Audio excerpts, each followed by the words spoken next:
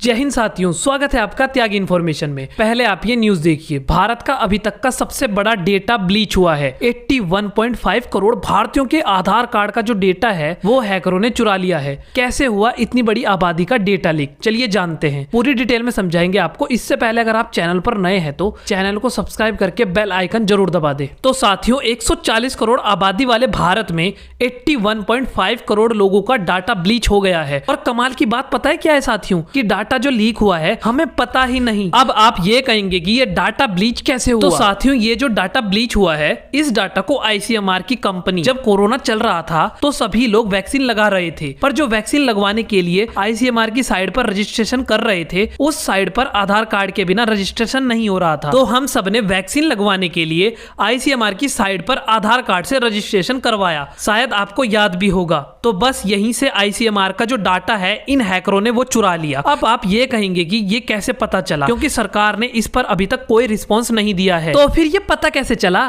तो दोस्तों, ये जो हैकर है इसका नाम PWN0001 है और डार्क वेब पर इस डेटा को $80,000 में बेच रहा था। वहीं अमेरिका की एजेंसी ने जब डार्क वेब पर देखा कि कुछ डेटा को हैकर द्वारा बेचा जा रहा है, तो इन्होंने उस हैकर से बातचीत करना शुरू कर दिया और फिर सामने आया कि 81.5 करोड़ भारतीयों का डेटा चोरी कर लिया गया है। अब आप ये कहेंगे कि ये फ्रॉड भी तो हो सकता है। तो अमेरिका की एजेंसी ने यही देखने के लिए जब हैकर के डेटा को मैच किया तो उन्हें ये सब सही लगे। मतलब इतना बड़ा जो डेटा है वो एक हैकर ने आराम से उड़ा लिया, जिसमें हमारे आधार कार्ड, पैन कार्ड, पासपोर्ट शामिल हैं। और भारत सरकार का अभी तक इस पर कोई रिस्पॉन्स नहीं आया है।